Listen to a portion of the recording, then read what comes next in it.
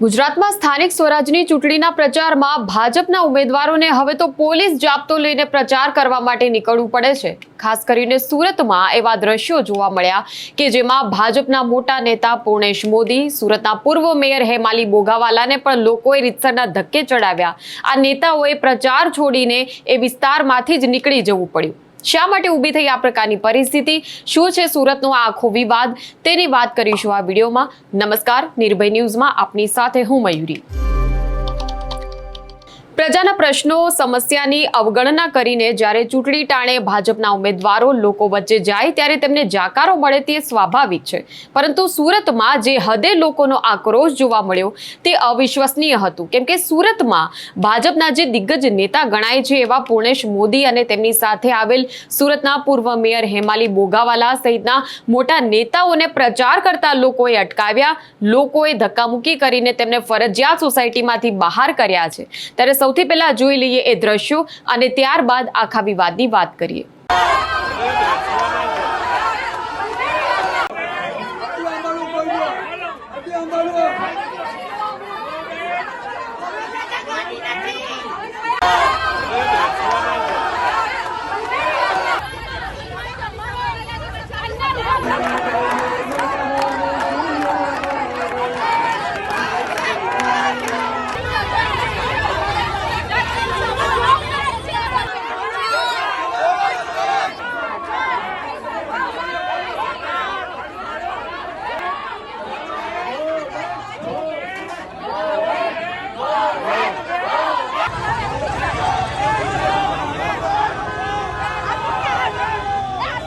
તો આખી બબાલના દ્રશ્યો તમે જોયા અને હવે બબાલ પાછળનું કારણ સમજીએ। સુરતમાં હર્ષ મહેતા આ વિસ્તારમાંથી સુરત કોર્પોરેશન ચૂંટણીમાંથી ભાજપના ઉમેદવાર છે।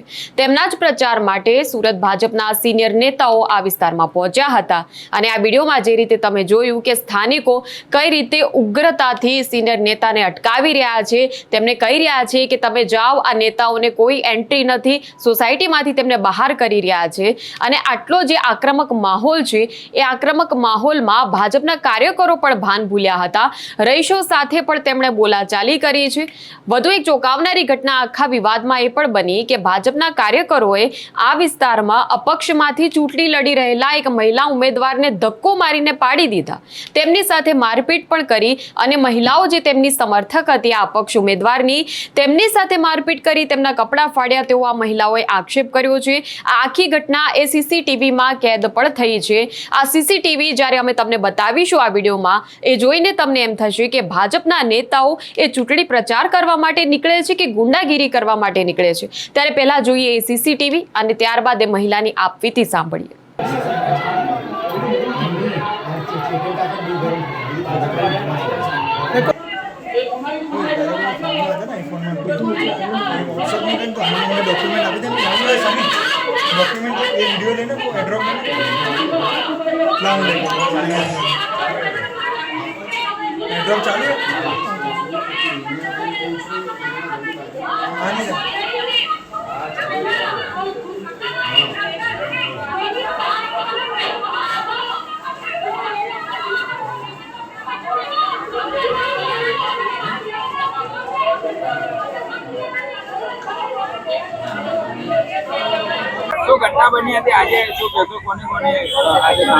આજે ઘટનામાં એવું બનેલું હતું, અમે અહીંયા હનુમાન ચાલીસા કરતા હતા ત્યારે એ લોકોના બીજેપી વાળાના માણસો આવ્યા, પૂર્ણેશ મોદીને બધા જ આવ્યા, હર્ષ મહેતા એ લોકોના ઉમેદવાર હતા, પ્રચાર કરવા આવ્યા। અહીંયા આસાન થયા છે, બીજેપી વાળાએ અમને કોઈ સપોર્ટ કર્યો નથી એટલે અમે અહીંયા એ લોકોના પ્રચાર નથી કરવા દીધો, વિરોધ કરેલો આજે અમે લોકોએ। તો અહીંયાથી તો એ લોકો જતા રહ્યા પણ પાછળ લીલા વિહાર સોસાયટીમાં ગયા, ત્યાં પ્રચાર કરવા ગયા તો એ લોકોના માણસોએ ધક્કા મારીને અમને બધાને પાડી દીધા, લેડીઝોને અમુકના કપડાં પાડી નાખ્યા। એ લોકો એમ કે છે અમે ગાર્ડન ગ્રુપ વાળા છે, અમારું કોઈ કશું બગાડી નથી શકવાના, જે થાય એ કરી લો, અમે તો આવવાના જ છે। બીજેપી વાળાનું કોઈ અત્યાર સુધી કશું બગાડ્યું નથી। ઘણા લોકોએ અપશબ્દ બોલ્યા છે અને એ લોકો એમ કહે છે, છાતી ફાડીને કહે છે કે અમે લોકો તો ગાર્ડન ગ્રુપમાં અમારું કોઈ કશું નથી બગાડે। આ કે યોગ્ય વસ્તુ અત્યારથી એ લોકો આવું કરે છે તો આગળ જતા તો એ લોકો શું નહીં કરે? આ શું જનતાની સિક્યોરિટી આપે છે? નથી આપતા। એ લોકો અત્યારે દર્શાવી દે છે કે નહીં, એ લોકો એક આગળ કરે છે કે નહીં અમારું બી એક વર્ચસ્વ છે, અમે કશું જ નથી। અત્યારે એ લોકો આવું કરે છે તો આગળ જતા તે લોકો જનતા માટે કશું જ નથી કરવાના। એ લેખિતમાં લખીને અમે લોકો આપી દે છે। એ લોકો એમના ભાજપના નરેન્દ્ર મોદીની સત્તા ઉપર એ લોકો આગળ વધે છે, બાકી એ લોકો કશું નથી કરતા. અમે 5 વર્ષથી લડત લડીએ છીએ, જે અહીંયા અમારે બિલ્ડિંગ બંધાયું છે વિધર્મી માટે છે. આજે પણ અમે એ લોકોને કીધું છે કે હનુમાન ચાલીસા તમે અહીંયા કરવા આવો, નથી એ લોકો આવ્યા. કેમ? એ લોકો ફોલ્ટમાં છે, પૈસા ખાઈને બધા બેસી જાય છે, એટલે એ લોકો નથી આવ્યા.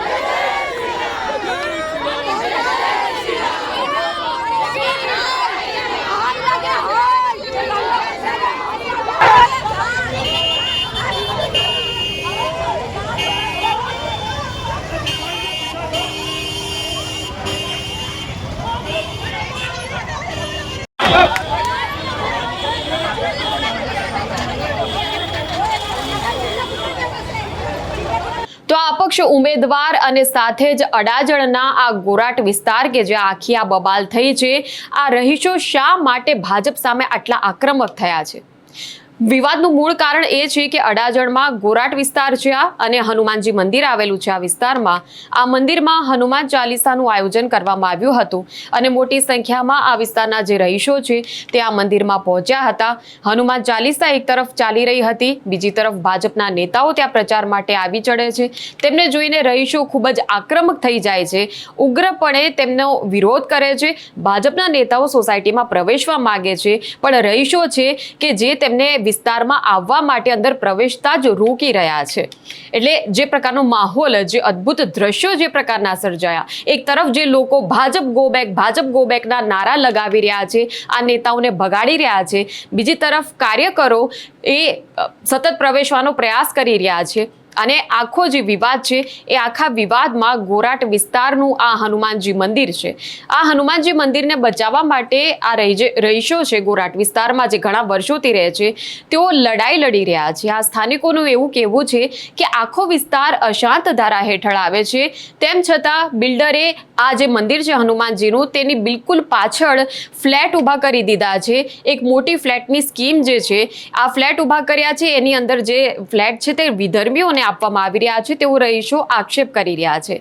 વિડીયો જે અમે આપને બતાવી રહ્યા છે તે પણ આપ જોઈ શકો છો કે મંદિરની બરોબર અડીને જે આ ફ્લેટની સ્કીમ છે તેને ઊભી કરવામાં આવી છે. ત્યારે સ્થાનિકોએ તો વર્ષો પહેલા જ્યારે આ ફ્લેટ બનવાના શરૂ થયા ત્યારથી સુરત કોર્પોરેશનમાં અનેકવાર ફરિયાદો કરી હતી, અનેકવાર કોર્પોરેશન તંત્રને રજૂઆત કરી હતી. એ સમયે કોર્પોરેશનના કોઈ અધિકારીઓએ તેમની રજૂઆતને કાને ધરી નહીં. એ પછી આ વિસ્તારના જે રહીશો છે એ સુરતના તમામ ભાજપના નેતાઓને મળ્યા હતા, સતત તેમની સાથે મુલાકાતો કરી હતી, તો પણ ઘણા વર્ષો થઈ ગયા, તેમ છતાં આ મુદ્દે કોઈ જ ઉકેલ આવ્યો નહીં. સ્થાનિકો પોલીસ પાસે પણ ગયા હતા કે આ બાંધકામ કોઈ પણ રીતે અટકાવવામાં આવે. આ જે ફ્લેટ ઊભા થઈ રહ્યા છે એ ફ્લેટનું જે નિર્માણ કાર્ય છે તે બંધ કરવામાં આવે. રહીશો જે છે એ સતત એવી માંગણી કરી રહ્યા હતા કે બિલ્ડર સાથે અમને વાતચીત કરવા દો, બિલ્ડર સાથે રજૂઆત કરવા દો. અશાંત ધારો છે ત્યારે ફ્લેટ બની રહ્યો છે, આ ફ્લેટ વિધર્મીઓને ન અપાવવા જોઈએ. તેમ છતાં તેમની સમસ્યાની સતત અવગણના કરવામાં આવી છે. આ ફ્લેટનું નિર્માણ કાર્ય પણ પૂરું થઈ ગયું. કંટાળેલા સ્થાનિકોએ હવે હાઈકોર્ટના બારણા ખટખટાવ્યા છે. આખો આ કેસ હવે હાઈકોર્ટમાં ચાલી રહ્યો છે. ત્યારે રહીશો મીડિયા સામે પણ પોતાની વ્યથા રજૂ કરતી વખતે એમ જ કહી રહ્યા છે કે જે ભારતીય જનતા પાર્ટી એ હિન્દુત્વના નામે મત માંગીને સરકાર બનાવી લે છે, સતત જય શ્રી રામના નારા લગાવીને એક ભક્તિનો દંભ ઊભો કરી રહ્યા છે, પરંતુ જ્યારે અમે લોકોએ તેમને રજૂઆત કરી, અમે લોકો જ્યારે ધર્મ બચાવવાની વાત કરી, અમારું મંદિર બચાવવાની જ્યારે વાત કરી, ત્યારે ભાજપ સરકારના નેતાઓ સતત નિષ્ક્રિય હતા. કોની મિલીભગતના કારણે એક અશાંત ધારો ધરાવતા વિસ્તારમાં હનુમાનજી મંદિરની બિલકુલ પાછળ ફ્લેટની સ્કીમ મંજૂર કેવી રીતે થઈ? કોની રેમ નજરથી ફ્લેટનું બાંધકામ શરૂ થયું છે? કોની રેમ નજરના કારણે આ ફ્લેટની અંદર વિધર્મીઓને ફ્લેટ આપવામાં આવ્યા છે? એક તરફ જનતા જે છે આ વિસ્તારની એ સતત લડાઈ લડવામાં વ્યસ્ત રહી, કોર્પોરેશનના સતત ચક્કરો રહીશો કાપતા રહ્યા, બીજી તરફ આ ફ્લેટ બનીને તૈયાર પણ થઈ ગયા. આટલા લાંબા સંઘર્ષ બાદ પણ હવે જ્યારે નેતાઓ સ્થાનિક સ્વરાજની ચૂંટણીઓ આવી રહી છે, કોર્પોરેશનની ચૂંટણીમાં આ વિસ્તારમાં જ્યારે વોટ માંગવા માટે આવે છે, ત્યારે પ્રજા આટલી હદે આક્રમક બનીને ઉગ્રપણે તેમનો વિરોધ કરે એ ખૂબ જ સ્વાભાવિક છે. આ સિવાય લોકો એટલા માટે પણ આક્રમક થયા કેમ કે ભાજપના નેતાઓને પ્રચાર કરતી વખતે આ જ હનુમાનજી મંદિરની અંદર જવું હતું, મંદિરમાં દર્શન પણ કરવા હતા. ત્યારે વિરોધ કરી રહેલી મહિલાઓએ આ નેતાઓને એ સમયે અટકાવ્યા, આ નેતાઓને ધક્કે ચડાવ્યા. તેમને કહ્યું કે તમે વટથી જય શ્રી રામના નારા લગાવો છો, પરંતુ અમારું હનુમાનજી મંદિર બચાવવાની તમારામાં હિંમત છે? આ મંદિરને નીલામ કરી દીધા પછી તમે અત્યારે પ્રચાર કરવા આવો છો, મંદિરમાં તમારે દર્શન કરવા છે, તો શું મતલબ છે? ત્યારે રહીશોના જે આ સવાલો છે, આખો આ જે વિવાદ છે, આ મામલો ખૂબ જ ગંભીર છે. રહીશોએ ચૂંટણીના ટાણે પોસ્ટરો પણ લગાવ્યા હતા કે કોઈ પણ નેતાને હવે આ વિસ્તારમાં એન્ટ્રી નહીં મળે. જો અમારું મંદિર તમે બચાવી શકો તો જ આવજો અમારા વિસ્તારમાં વોટ માંગવા માટે. આવા પોસ્ટરો હજુ પણ આ સોસાયટીની અંદર લગાવેલા જોવા મળી રહ્યા છે. અને તેમ છતાં જ્યારે ભાજપના તમામ નેતાઓ પ્રચાર કરવા માટે પ્રવેશ્યા હતા ત્યારે સ્થાનિકોનો આક્રોશ આગ બનીને તેમના પર વરસ્યો છે. 26 એપ્રિલે હવે ચૂંટણી છે.